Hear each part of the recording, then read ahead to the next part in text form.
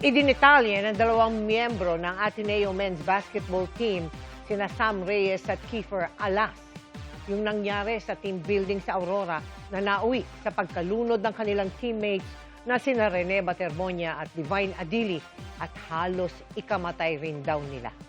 Bagamat nakaligtas sa trahedya, hindi na iwasang maging emosyonal ng dalawa dahil hindi naman daw sila nakaligtas sa natatanggap ngayong kritisismo mula sa publiko.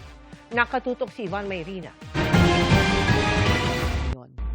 Because I really don't know how to swim po. Parang nag-give up na po ako nun. Kung di po ako umalis dito, mamamatay na din po ako. Kasi po, ang dami na din po ako nainom na tubig. Tila halos ikamatay rin na Sam Reyes at Kiefer Alas ang kanilang team building sa Dipakula, Aurora. Batay sa kwento nila sa podcast na Let's Talk with Pio Ontiveros. Bagoan nila ang trahedyang sinapit ni Rene Batermonia at Divine Adili, ay nakapila ang buong team sa mababaw na bahagi ng dagat at sinusundan ng galaw ng kanilang coach. Pero wala pa isang minuto, humampas na mga along mas mataas sa kanila. Nung first wave po talaga kasi, we were riding the wave and we didn't realize na hinahatak na po kami. Third wave po. Like, Yeah. that's when everyone started screaming na po. Oh, okay. Why? Because we couldn't reach the water po. The ground. Yeah, the ground. Parang all of us were panicking na po and we didn't know what to do. Kumbaga po, parang nag-scatter po kami in the water. Doon na po ako na parang napaisip na di na ata ako makakalabas dito. Na sobrang pagod na po ako. Tapos, nandun pa rin po ako. Like, doon na po ako parang napaisip na mag-give up po. Kasi wala pong nangyayari talaga. I was like going down and down. Like I just down. parang Okay. I was like gonna accept na mawala na po ako. Then after more seconds went by, I felt my feet touch the sand. I was like, there's like a glimpse of hope talaga. So I jumped po and gasped for air. Pero hindi pinalad sina Adili at Batermonia. Okay. And then, did anybody see Rene? Uh, The last. Last time I saw him po, nung we were still like having fun po. Nung Okay. Yes po. Tas parang nawala na po siya sa tingin nung parang line. nagpapanik na po kami. Si EJ Kapihean nila ang nakita nilang sumasagip ng mga tao noon. Unang natagpuan si Batermonia kaysa kay Adili.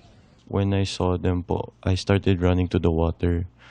And then JB was first to Jared Bahay. Yeah, Jared Then was first to. Yeah. to help Rene po. Sa isang punto, sinipr pa si Rene at Divine. Kinumpirma rin ni Alas ang nabanggit sa isang report na pinatigil ito ng responder. They were doing CPR for a bit. Then They tried CPR for both Rene and Divine on the yung beach. kay no? Rene po, si Sir Jeric. yeah, RPD And then, po. Tapos pinastop po yata Pinastop po nung ng medic para po ilagay sa stretcher and then to rush to the ambulance po. Pero walang pulse. I mean, even. I'm pretty sure they rushed him lang po sa The ambulance. only Si Adili naman, may pulso pa umano ng matagpuan pero hindi sa ambulansya isinakay. one I heard that had pulse po was Divine po. On the beach, he had a pulse? Yes po. And then they put him in the ambulance and brought him to the It wasn't an ambulance. Divine It po, was police car. police vehicle. Yes Yeah po. po.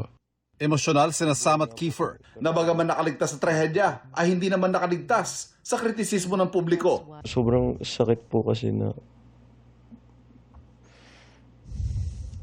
parang nabuhay nga po kami pero parang pinapatay po kami.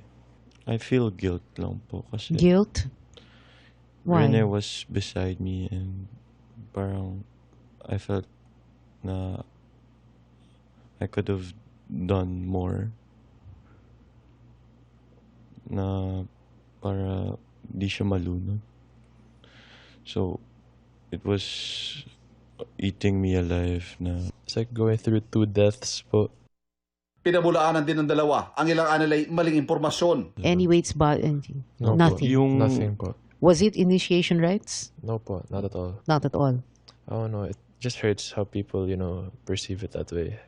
Gayunman palagay nila, may pagkukulang pa rin para masigurong kanilang kaligtasan. For me po, because when I was almost drowning po, I was just alone. So, for me, parang kulang po yung safety na...